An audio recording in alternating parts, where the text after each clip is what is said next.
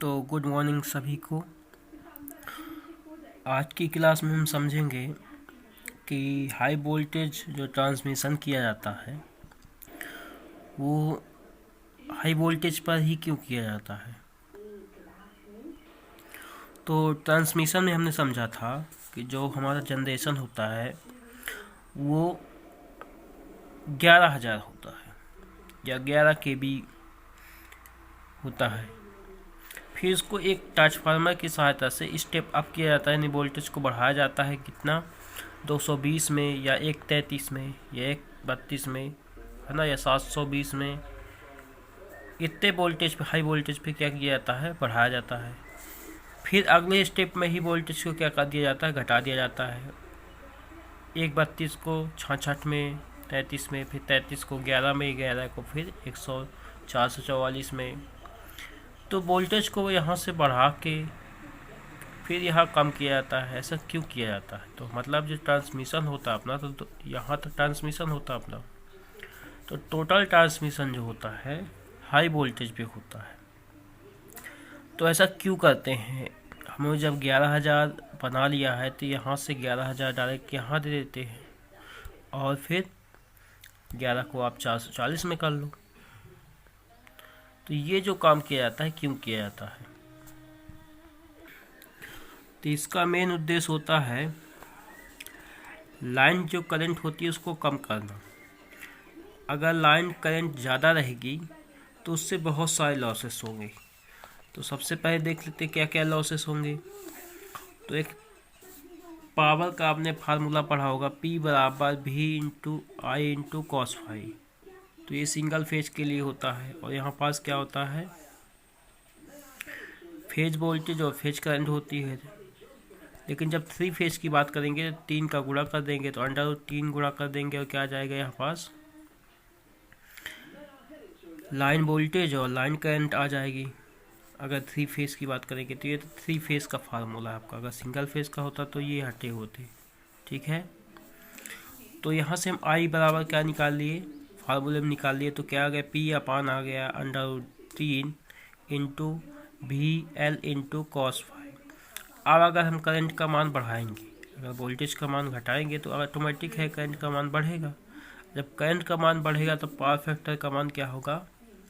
कम होगा। अब करंट का मान बढ़ने से क्या होगा कि पावर फैक्टर का मान क्या हो जाएगा?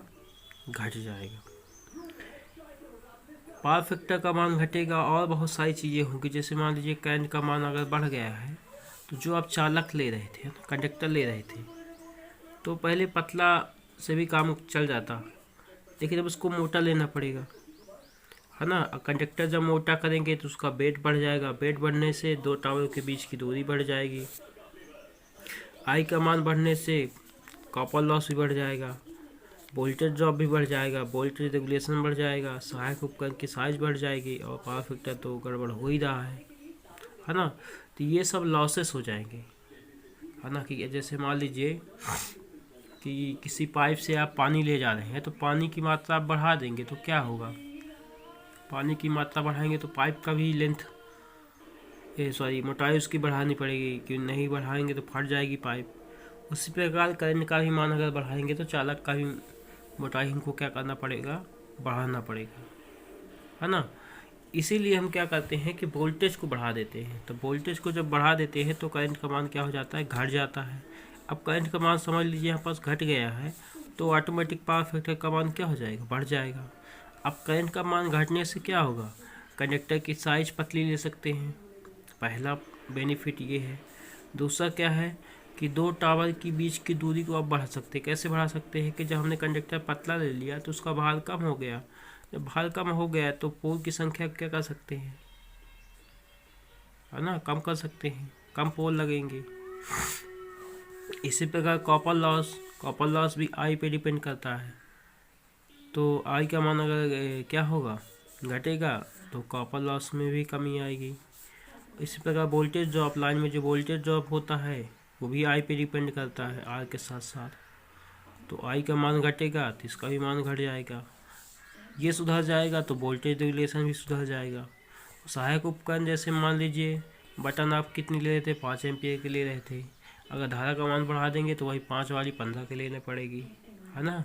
तो करंट का मान घटने से सहायक उपकरण की जो साइज होती है उसमें भी कमी आएगी। और क्या हो जाएगा, पावर फैक्टर भी आपका क्या हो जाएगा, सुधर जाएगा। पावर फैक्टर सुधरने से भी बहुत सारे लाभ हो जाएंगे आपको। तो ये सब क्या थे, अपनी समस्याएं थी। इस समस्या को दूर करने के लिए हमने क्या किया था, हाई वोल्टेज ट्रांसमिशन करते हैं, है ना। ताकि वोल्टेज को बढ़ा देते हैं तो करंट का मान क्या हो जाता है, घट जाता है। आशा करते हैं ये वीडियो आपको समझ में आया होगा। फिर अपना अगला टॉपिक रहेगा, जितने भी अपने इफेक्ट होते हैं, स्क्रीन इफेक्ट हो गया, है ना, ये झोल क्या होता है या फिर सैग क्या होता है, इसको समझने की कोशिश करेंगे।